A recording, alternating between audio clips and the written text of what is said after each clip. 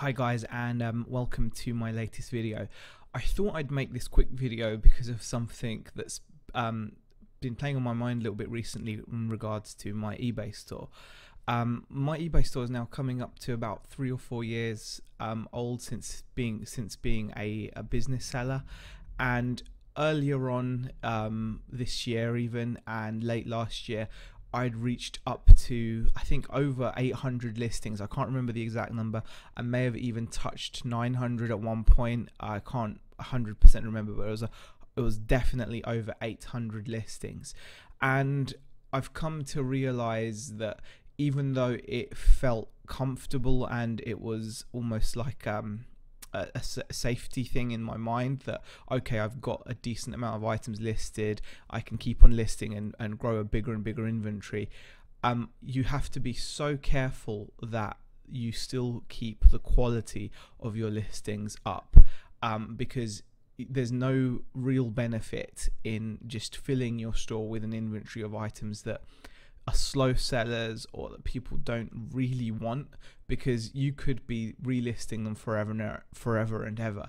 And I appreciate that most things will sell if you give them a long enough timeline, but you have to also draw a line at some point.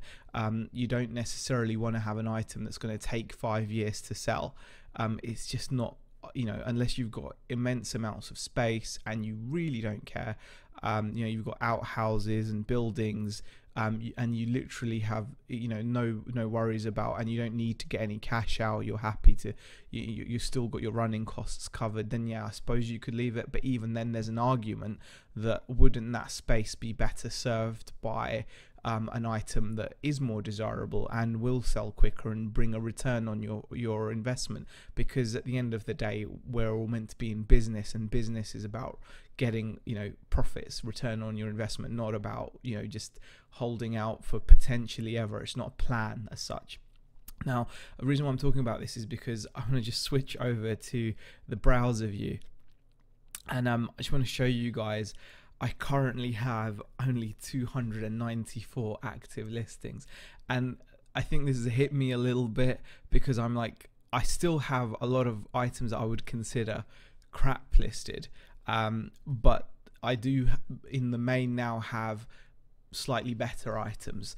There's still a lot of rubbish in there that needs to go, but the reason why I've been prompted almost to make this video is I had a massive job lot of craft stamps that I got ages and ages ago, and we had, I think, I don't know, was it like nearly 200 of these craft stamps? And I remember Rebecca sitting there and just listing and listing. I was photographing them all and she was listing them all, and we had all of these craft stamps listed.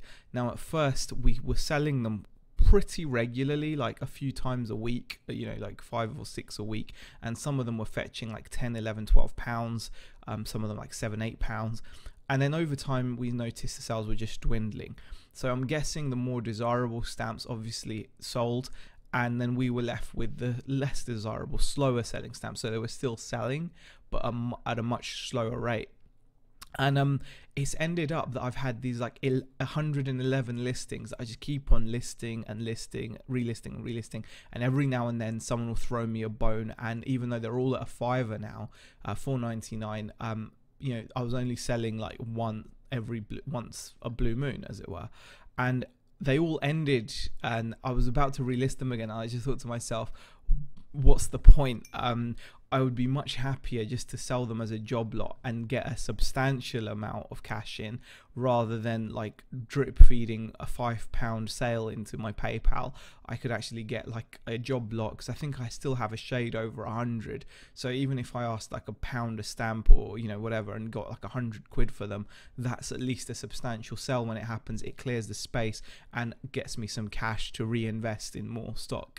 And that's what that's what prompted me to make this video, that over time it's very easy to just list things. And there was another thing, I used to have a ton of PlayStation 2 games that I ended up with and effectively owed me nothing, because they'd come as part of bundles and I'd sold the controllers and consoles off a profit over what I paid. So I had stacks of these games which owed me nothing, and I had listed them all, and some of them were like $2.99 with free shipping or $3.99 with free shipping.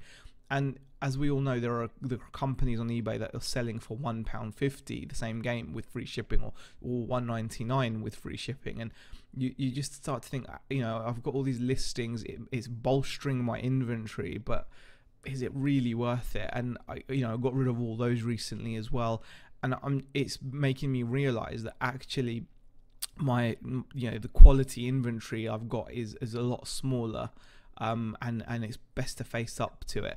And I think by having a smaller amount of items listed, I'm able to focus better on items which aren't moving, that I think should be moving, or to reevaluate them in whatever way, whether it be changing keywords or photos. But it's a lot easier obviously to keep track of fewer items. Now, I'm not saying have just a tiny inventory. I'm not saying that's the right way to go, because there's always a balance with these things, but it's just something to be aware of, not to let your inventory become bloated, I suppose. Not to just be relisting the same items again and again, and getting the odd sale here and there. But is it really worth it? Is it it's better to have, like, in my humble opinion, and this is how I currently feel, like a lean inventory, an inventory which you can keep track of, which you can make sure is just ticking over nicely, and is providing you with decent sales when they happen. I felt better saying, oh, I've got 800 items listed, but recently my sales have been better than they've ever been, and my inventory's smaller than it's been recently. I mean, some of my best weeks ever on the main store have come when I've been sat at around the 500 to 600 listing mark, not the 800 to 900 listing mark.